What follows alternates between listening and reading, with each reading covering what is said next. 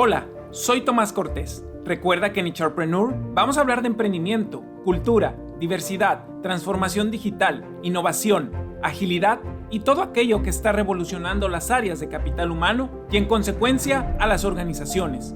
No olvides abrochar tu cinturón, ya que en este viaje vamos a trascender nuestros límites y navegar más allá de nuestra razón, profundizando en la aplicación de nuestro propósito superior.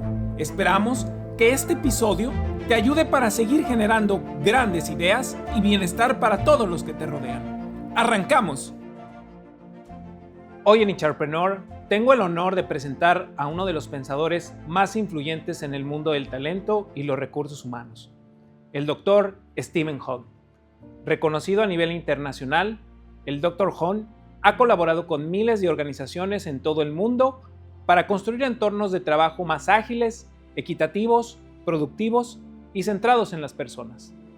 Es un experto en la intersección entre la psicología humana, la tecnología del trabajo y el rendimiento organizacional. A lo largo de su carrera, ha escrito cientos de artículos y varios libros clave para nuestra disciplina, incluyendo The Book on Quality of Hire, Talent Tectonics, Common Sense Talent Management y Hiring Success. Su trabajo ha sido reconocido por la Society for Industrial Organizational Psychology por su impacto en mejorar la calidad del trabajo para millones de personas usando tecnología con propósito. Stephen está guiado por una convicción profunda que mejores entornos laborales crean un mejor mundo y que toda persona merece la oportunidad de tener una carrera saludable, significativa y satisfactoria. En este episodio, conversamos sobre cómo mejorar la calidad de contratación, cómo alinear la estrategia del talento con los cambios del mundo del trabajo y qué necesitamos transformar para diseñar organizaciones más humanas y resilientes. No te pierdas esta conversación que no solo aporta claridad técnica, sino también una visión inspiradora del futuro del trabajo. Bienvenido, Dr. Stephen Hahn, a HRpreneur. Welcome back to HRpreneur, where we explore the bold moves redefining the future of HR. I'm Tomás Cortés, and today we are diving into one of the most important things and often misunderstood topics in talent strategy, quality of hire. And I am thrilled to do it with someone who's thinking is reshaping the way we hire, Dr. Stephen Hahn. Thank you, Stephen, for accepting this invitation in HRpreneur and to discuss this amazing topic for all this community that are so eager to explore. What did you do in this space? Thank you, Tomas. I'm glad to be here and happy to be talking about what is one of the most significant and underappreciated problems in talent management. It's this major issue that affects everyone, but we've sort of given up on trying to solve it. But the good news is that we have technology now that does enable us to solve this problem of how do we make sure that we're hiring the best people into the company. Okay, thanks. Well, let's start to the core, Steve. In your new book, you break down the complexity of quality of hire.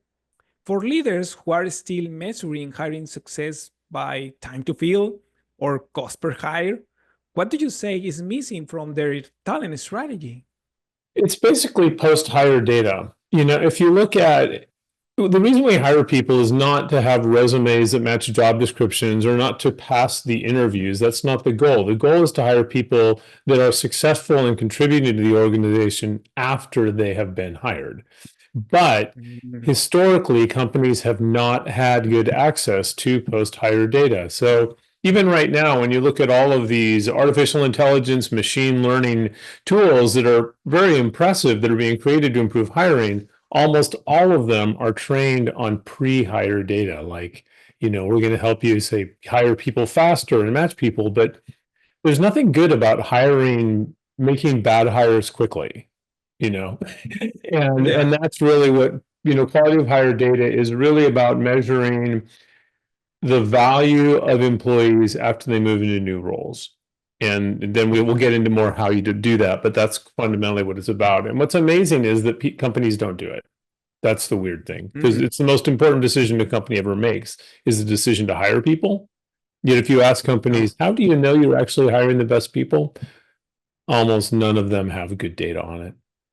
Oh yeah, yeah, and as you mentioned, most of the data that they explore is data from the past. But I remember from a friend that he told me, well, the great things that the human resources professionals needs to do is to build the future. And I think you have been exploring this to build the future and hire in a better quality. Yeah, that's exactly right. We don't hire people for what they did before we hired them. We hire them based on what we want them to do after they're hired. But Oh we yeah. can't know if we're making good hiring decisions if we don't measure and analyze data that's collected after the hiring decision is made. Got it. Got it. Thanks. Okay. And Steve, and there is a bold quote in your book where you say, if you are not measuring quality, you are not hiring strategically. Could you unpack that idea for us, for our audience?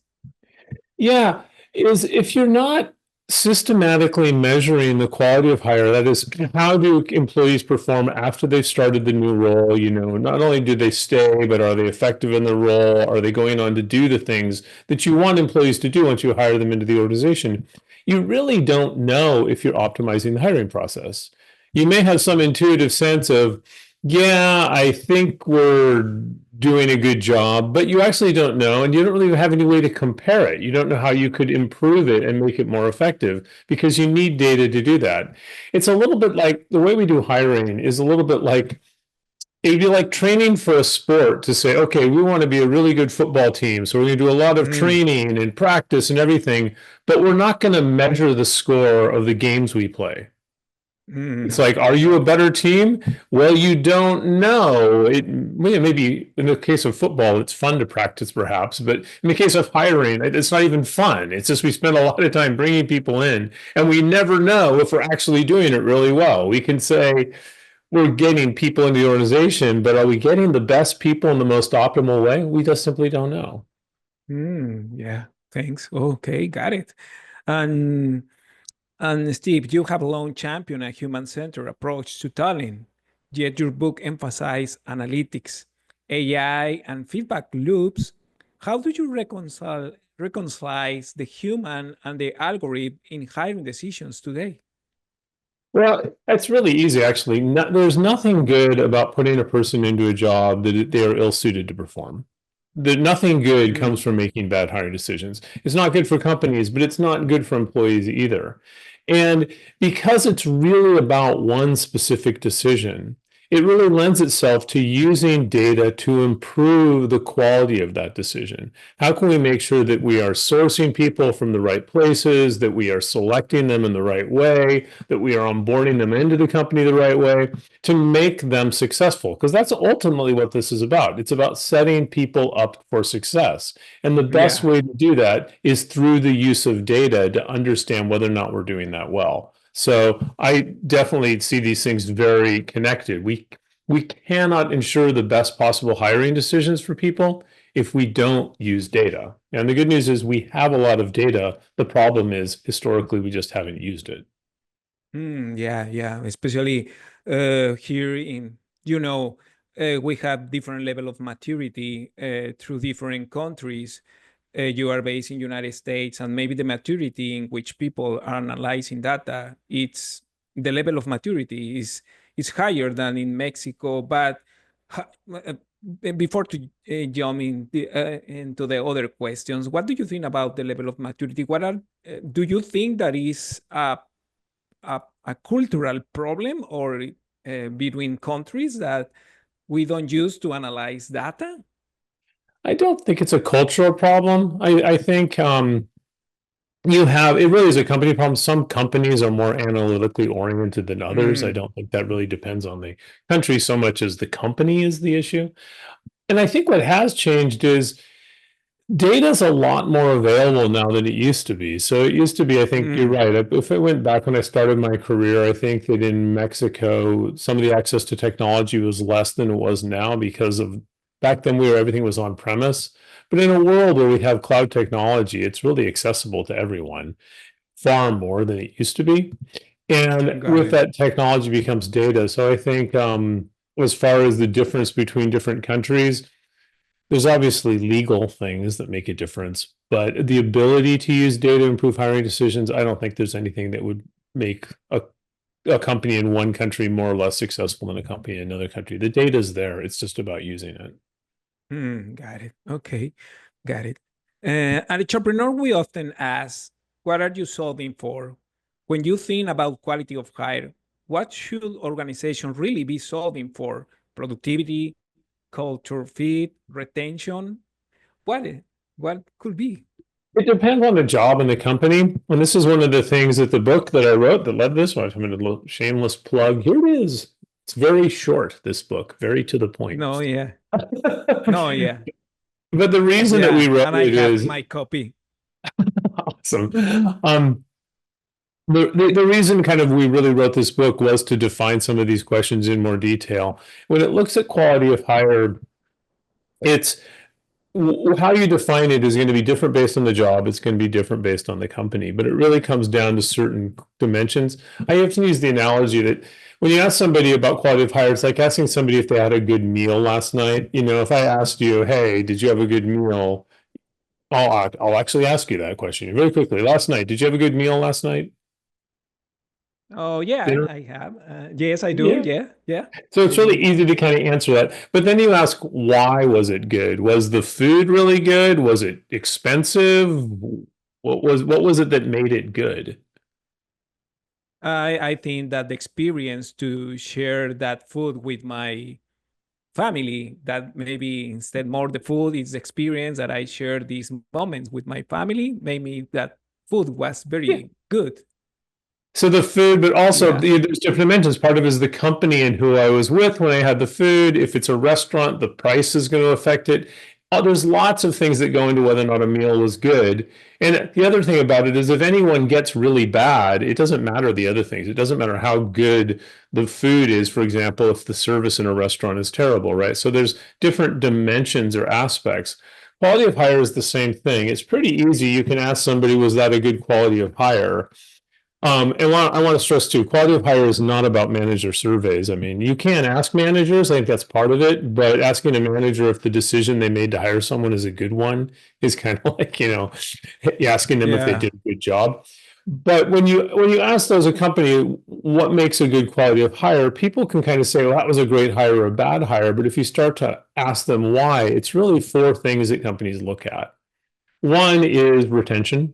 If somebody comes Mm. in and quits in the first 3 months, it was probably not a good hire. Now, how long do they have to stay before they're considered a high quality hire?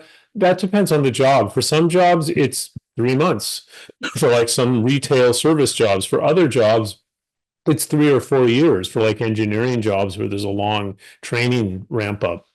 So Yeah. the first one is retention. The second one is performance, in-role performance, basic performance. Do they meet basic expectations? Do they show up to work on time? Do they do what they're expected to do? The Mm. third one, though, is do they have exceptional performance? Do they like Oh. sell far more than you expected? Do they go above expectations? And the reason why that these are separate from basic performance to exceptional performance is because sometimes stability is more important than exceptional performance, and it's kind of a balance. The things that make people exceptional performers tend to make them more likely to quit. Is a high Mm. high need for achievement, a high drive, and sometimes companies want to balance those things as well as the things that drive exceptional performance are different from the things that drive basic performance. And the fourth one, so it's retention, in-role performance, extra-role performance. The fourth one is self-development. Are they trying to build a career in the company? Are they trying to or did they get promoted to higher level positions? Again, for some jobs and some companies, that's really important. For others, it's not as important. And this is the issue of why quality of hire historically has been so hard to measure because it is multiple different things and you get data from different places to measure it. But that's the change that's happened. That we now have technology, largely due to cloud and other things, that we're able to get data. We're able to get data certainly on how long they stayed from companies' HR systems. We can get Mm, data on their performance and attendance from your time and attendance systems. We can get data from maybe your sales performance systems, productivity systems, pull that in. And then we can get data on self-development as well from learning systems. So there's companies are using technology for all these things. They have this data, but they aren't using mm, it to understand, are we hiring the best people? mm. Yeah, okay. It's integrating not only the human resources technologies, is also integrate the other technologies in which the company are interacting with data to really measure those dimensions that you are mentioning. Is that correct, my Yeah, appreciation? exactly. And it kind of goes back to your comment earlier. Do I think there are differences in like between Mexico and the United States in the ability to measure quality of hire?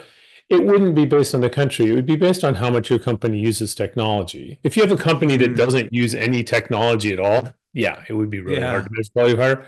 But there aren't very many companies, at least companies of any size, that aren't already using technology that provides a lot of the data that you would need. And that's what the company CrossCheck that I wrote this book with Mike Fitzsimmons as the founder, that's what their technology does. It enables you to Mm, pull together all this data and analyze it and understand it and use it to improve the quality of hire. Because ultimately, it's not about measuring quality of hire, it's about improving it.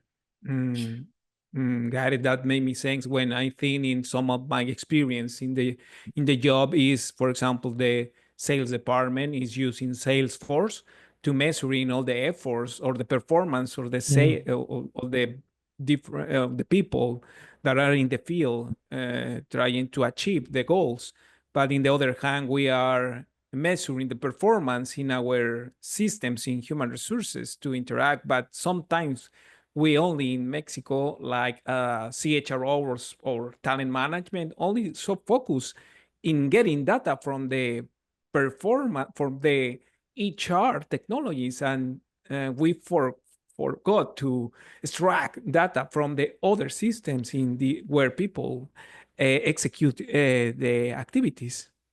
Yeah, and I think that's part of it with an HR.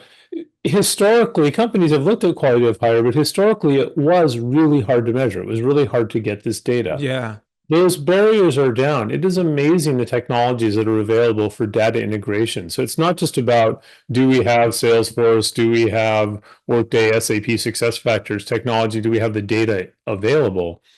There are solutions that allow us to pull this data out far easier now than even like 3 or 4 years ago. And I think this is an area of data integration technology that has really significant implications for allowing HR people to do things like improve quality of hire that we couldn't do before.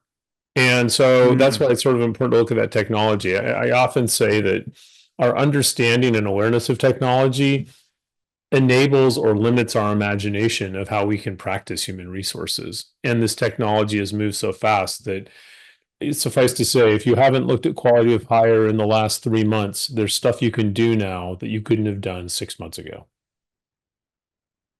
It's moving that got it. fast. Okay. Kind of gets to a lot of the AI Perfect. stuff. Yeah. Yeah.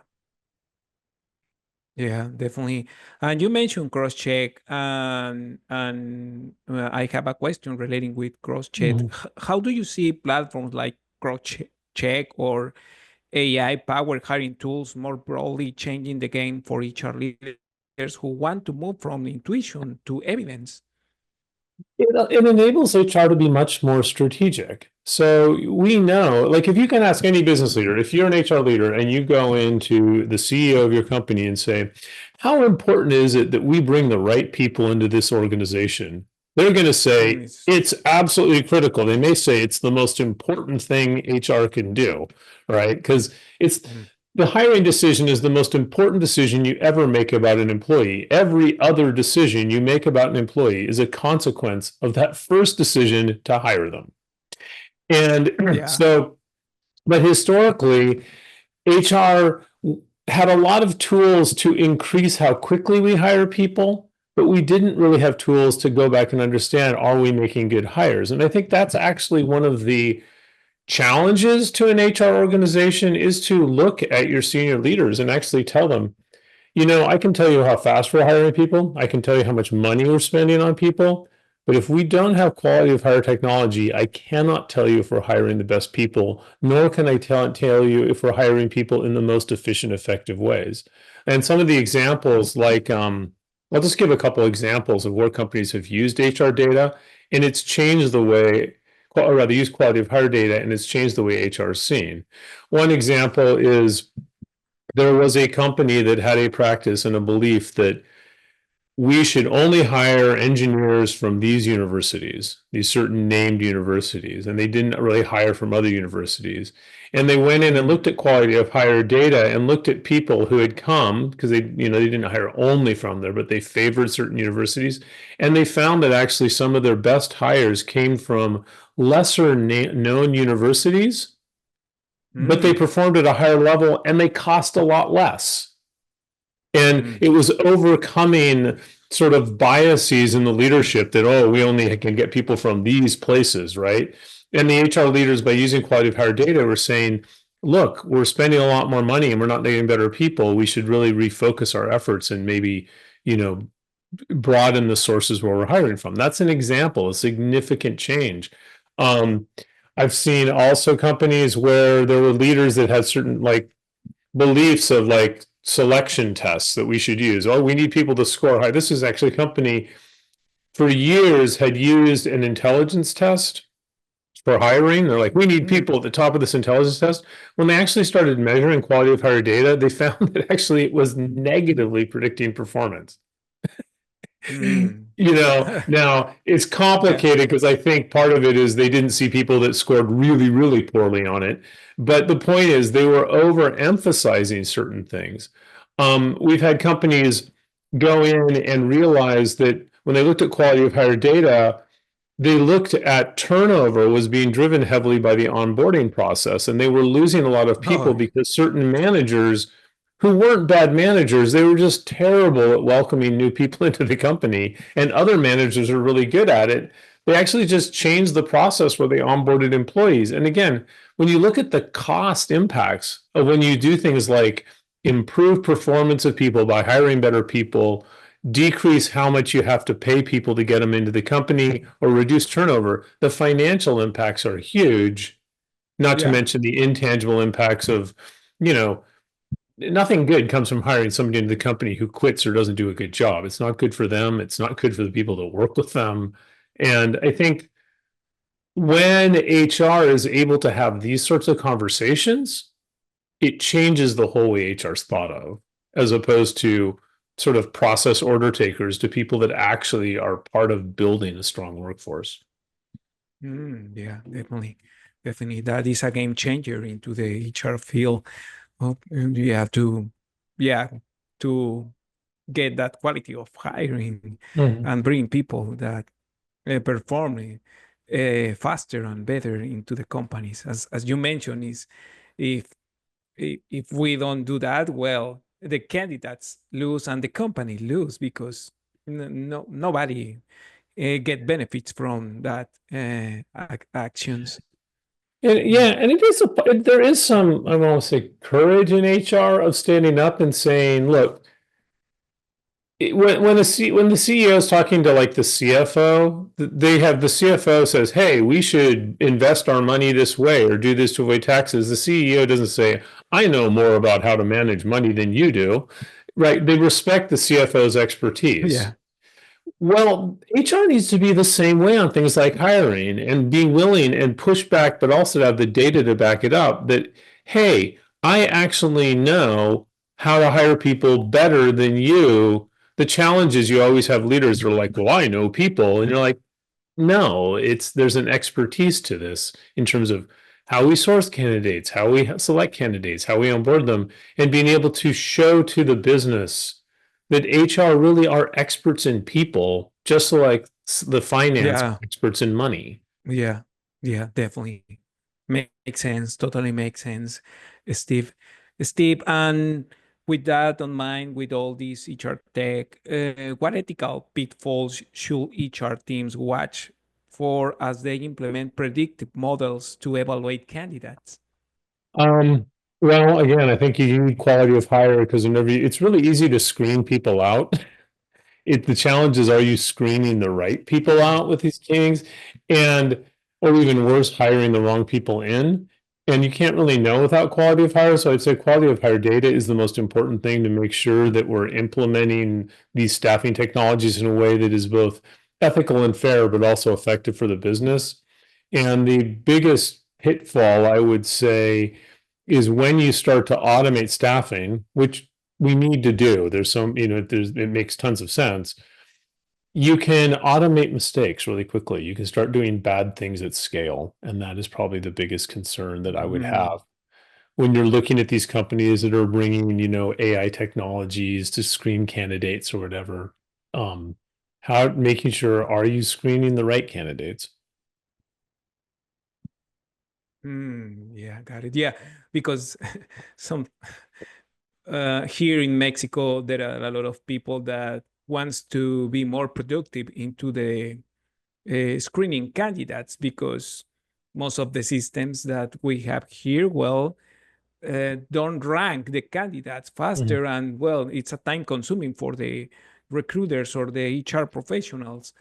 But sometimes I have seen a lot of appetite to bring those tools to screen candidates faster. But as you mentioned, we need to be careful to do that, because we can have some issues in that process. Is that correct, my assumption? Yeah, it is. And I think it's important we look at this. Actually, the first book I wrote was called Hiring Success, The Art and Science of Staffing Assessment and Employee Selection. I talked a lot about this in that book, that we tend to always think about screening tools as who doesn't get hired.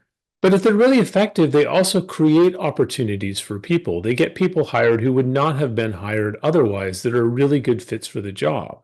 And I've seen examples of that. I gave that example one of a company that was using an intelligence test, which is not bad. Intelligence tests can be very relevant for certain jobs, but it was overemphasizing it, and it was bringing in the wrong people. But that also means it wasn't bringing other people in who could have done the job really well. And I've seen through useful quality of hire data, probably the most interesting example, and this was years ago. This is a company that operated boats that went up and down the Mississippi River. And it was like this job where you'd be gone from your family for a long time, and they really struggled with retention and turnover. And when they went out and they really looked at what are the employees, the characteristics of employees that do really well in this job, what they found is actually a lot of the employees that did well in this job had been fired from other jobs. Oh, okay. And it was like, And what they found is, because this is a very difficult, sort of hard, low-paying job. And what they found is this was a job that was well suited for people that struggled to get along with other people, which is sort of like, you found this spot for people, and it was kind of people that knew they didn't get along for whatever reason with other people. And I'm not saying they weren't bad people, but some people, they really struggled with that. And they found that this was a job where they could be productive and they could be there, and they didn't have to deal with interacting with a lot of other people, which for most of us would be a negative. But this is an example of looking at quality of hire data really allows us to better identify people that have the capabilities, and often it leads to really uncovering opportunities for people that would not get them otherwise. And that, to me, is ultimately what this is about. Great things happen when we put people in jobs that fit their skills, interests, and abilities. Terrible things happen when we don't. We can improve this, and we should. And it doesn't just it has a profound effect on companies. It has a profound effect on people's lives too. Yeah, definitely. That is a huge impact. Yeah, definitely. Okay, well, great use cases that you have shared with us in with this in discussion. And we talk a lot about the future skills and potential based hiring. And when I talk with some friends here in Mexico, or one friend in Mexico, they say that he used to hire people by the hardware, and he will be inject the software to produce results into the companies. That analogy makes me sense when we talk about this idea of quality of hire evolve when you are hiring for potential, not just past performance. You have mentioned something about, but do you agree with this analogy about hiring people from the hardware and the potential that they could perform in the company inject the software? Yeah, well, I think, first of all, the reason we look at past performance is because it's a predictor of future performance. Yeah, So yeah. how do you measure potential? One of the best ways of measuring potential is to look at what people have done in the past because they're more likely to do it in the future. I think one of the big things, though, is challenging some of the things that we think measure potential but may not. Going back to the earlier example of the company that said, oh, we can only hire engineers, we want to favor engineers from these well-known schools, and we don't want to give focus on engineers that maybe went to lesser-known schools. That's an example where they thought, oh, well, because you went to this school and have that degree, you have high potential, and you went to that other school, you're lower potential. That wasn't true. That was based on a false assumption about the value of one school versus another. So Yeah. and that's where I really, again, why I think quality of hire is so important is because we're challenging assumptions where you're always hiring based on something. Yeah. There's Yeah. some reason you chose one person over another. When you start measuring quality of hire, it forces you to say, well, what are we basing these decisions on? And are they based on the right thing? Which is, are we actually measuring potential or are we just making assumptions about people that are wrong? Got it. And relating with what could be your definition of a high quality hire when hiring for early careers or frontline roles compared to executive positions? How does your definition? That's really good. It goes back to quality of hire is different in one of those four dimensions I talked about. Four dimensions being, first of all, retention, in-role performance, exceptional performance, and career development.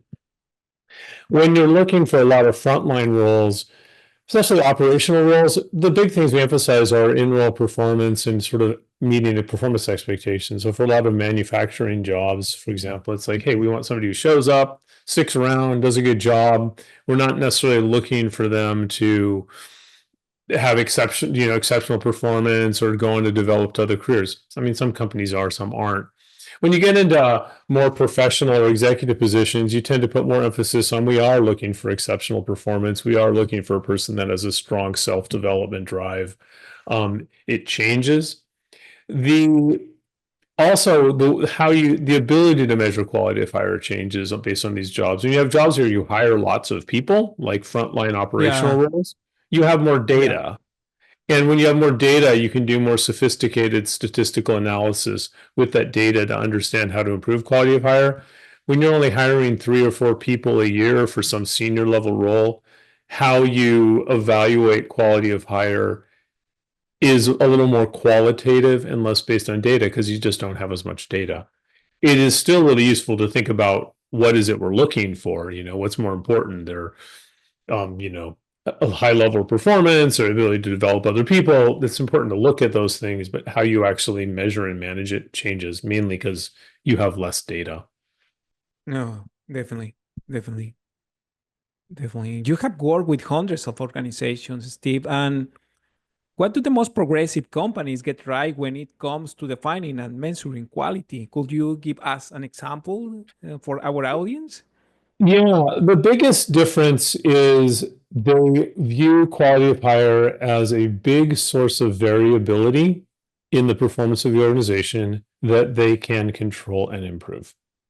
That they view it as a controllable measure, and then they measure it and they invest times in measuring it, and they never think good enough is good enough because quality of hire is something, it's like customer satisfaction. It can always be better.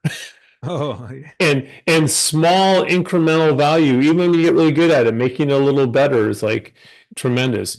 And it's not only just about having better employees, it's also avoiding catastrophically bad hires. I mean, there's examples of companies where a single bad hire, like in the case of, remember Barclays Bank, it almost brought an entire bank down, just one bad hire.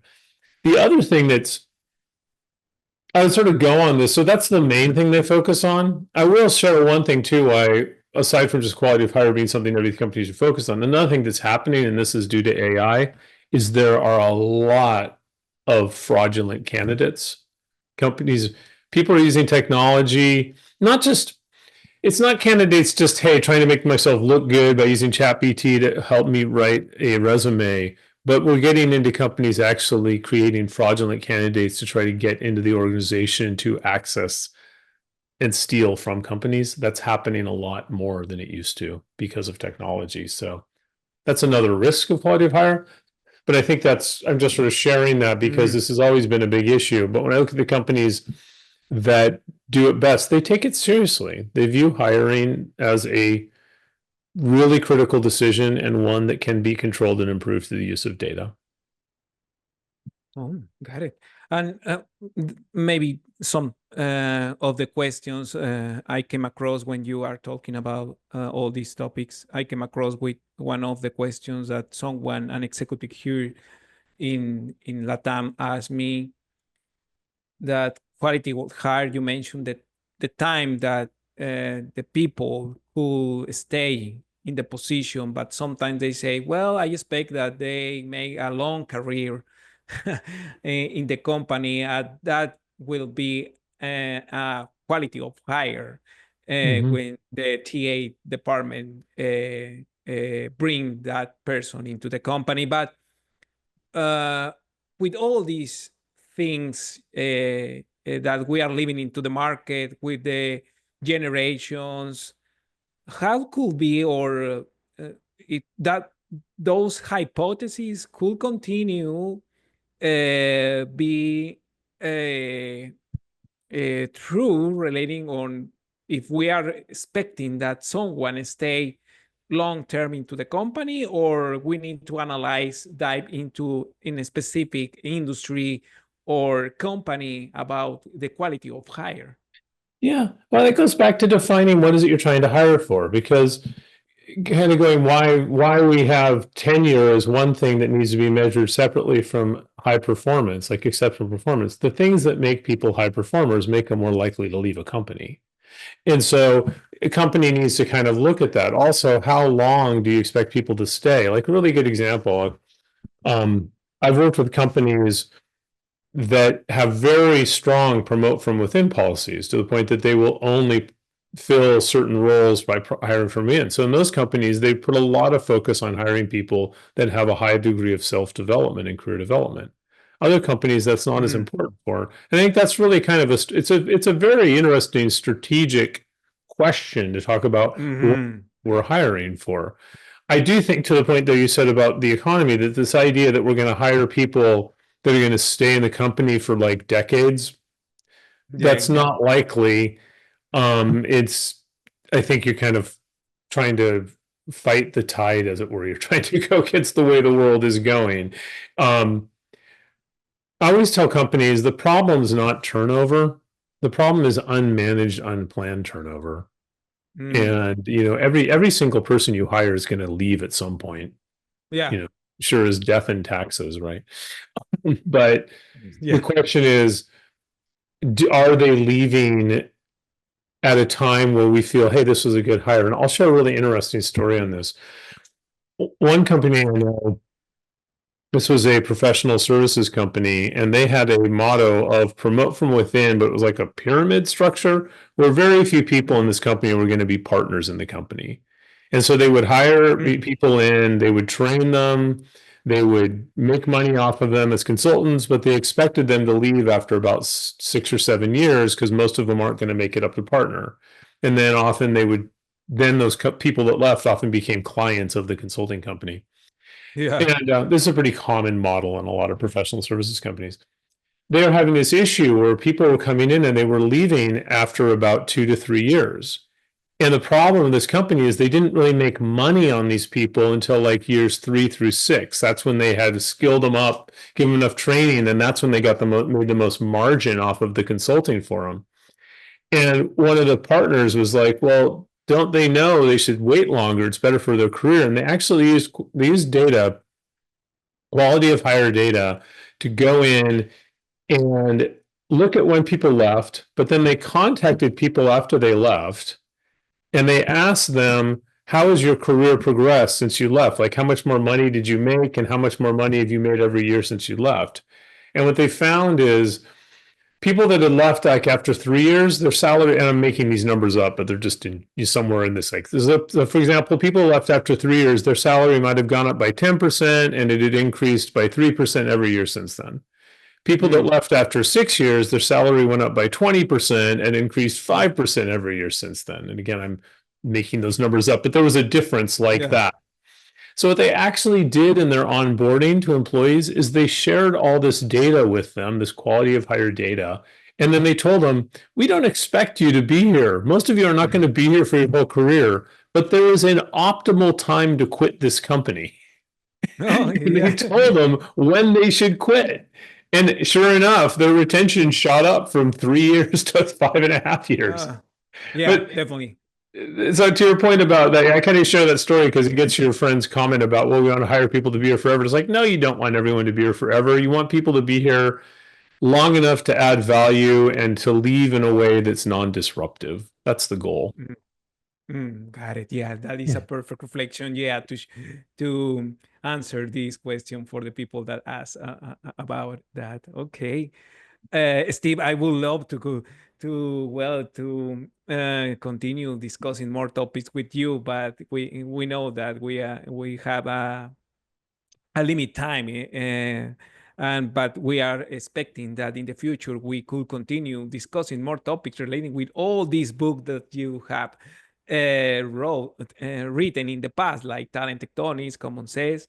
Mm. But definitely, I appreciate all this time with you. We are gonna move into some rapid fire HRpreneur questions for our community. You can answer in a sentence or less, or you could decide how to answer. One hiring myth you wish will disappear.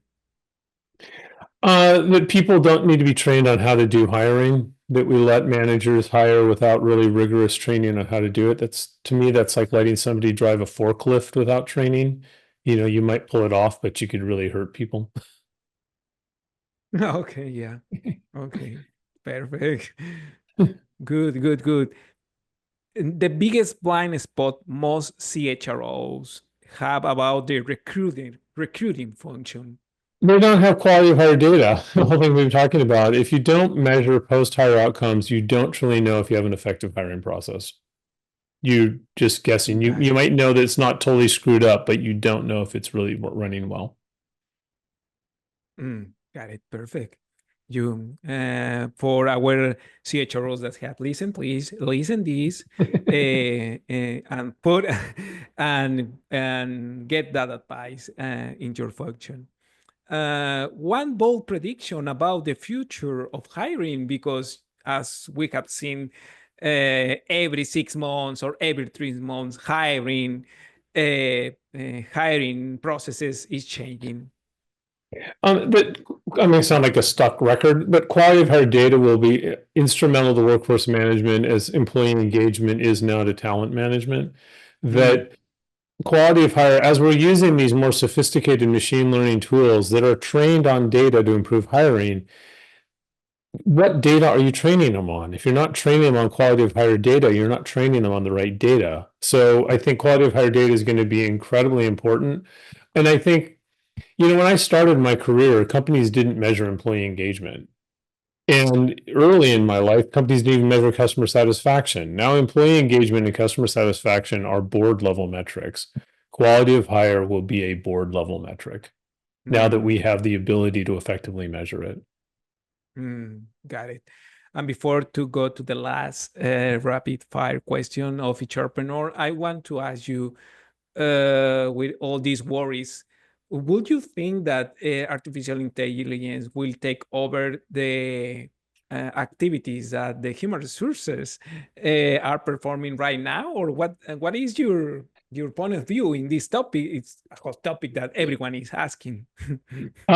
It'll anything that you do as an HR professional that's repetitive is probably going to get automated, and that shouldn't be Yeah, bad, yeah, because that's the part of HR that is I'm just doing the same thing over and over and over again. yeah, So definitely. we should welcome that. Well, I will. Many people have said this, AI will not eliminate HR jobs. It will eliminate HR jobs that don't use AI. So Mm, as a human resource professional, start learning how to work alongside these systems. Don't resist their use, guide how they're used. got it. Perfect. And finally, what does human-centered hiring mean to you? It's really about taking hiring seriously and knowing how much of a responsibility this is. I mean, it's really important for the business, but it's also really important for employees. When we're interviewing somebody, it may be just another meeting for us, but for that employee, it's a decision about whether they're going to spend the majority of waking hours of their life. Mm. And we should take that seriously because and I'll close with this is the book. When we talk about quality of hire, I always use this analogy of this story of a grandmother and a grandchild are walking through a field, and this kind of explains how we should think about quality of hire. So in this story, a grandmother and a grandfather a grandmother and a grandchild are walking through a meadow and they come across a turtle that is sitting on a fence post. And the grandchild says to the grandmother, "Look at that silly, stupid turtle. It's on a fence post. It's clearly going to fall. It thinks it can climb." And the wise grandmother says, "If you see a turtle on a fence post, it is not the fault of the turtle. It's the fault of the cruel person who put it on a fence post to begin with." Oh, yeah. Quality of hire, if employees fail in the first year, I'm not saying they don't have some accountability, but don't blame the employee. Blame the process that put Oh, that yeah. turtle on the fence post. Definitely. Blame the process. Definitely. Yeah, but totally makes sense. Totally makes sense, Steve. My sore throat. I thought you were just choking up over the emotional story that I. Yeah, definitely. Yeah. No. Oh my gosh, definitely. But thanks, Steve, for sharing all these amazing insights relating with this book that you have written and with all your contributions in the past that could help the human resources professionals to improve and enhance how they operate human resources processes in the companies. Because in my understanding, the impact that the human resources has in the companies is not only impact the companies, impact the entire life of the human beings across the world. That is my purpose, and that is the reason that I decide to create this space to share all this knowledge with the community. Absolutely. Well, thank you, Thomas. I completely agree with you. Share your mission, and we improve the world through improving work, and that's what that's about. So, thank you for having me on HRpreneur, and I look forward to seeing the cool stuff that you do yourself as you're building out the field of HR. No, definitely. Thanks. And before to finalize, where the people can connect with you through LinkedIn, or what are the different social networking? LinkedIn is the best way. If you go to it's Stephen T. Hunt on LinkedIn, you can find me. Also, stephenthunt.com is my website. Okay. And you can find the book on quality of hire. It's available on Amazon. It's called The Book on Quality of Hire by Stephen Mm, Hunt and Mike Fitzsimmons. Another book, if you found it all what I'm talking about, is another book I wrote called Talent Tectonics, yeah. which is also available. So, but LinkedIn is the easiest place to find me. Okay. Okay. You have listening community. You can found Steve in LinkedIn and also get these amazing books because I have my copies, and I recommend that you if you are an HR professional, you need to read. Of if not, if you are a CEO of the company, you also need to read this because you are taking decisions to improve the quality of hiring your company. Thank you, Steve. Thanks for your time, and we're looking forward to sharing more episodes with you. Thank you, Tomas.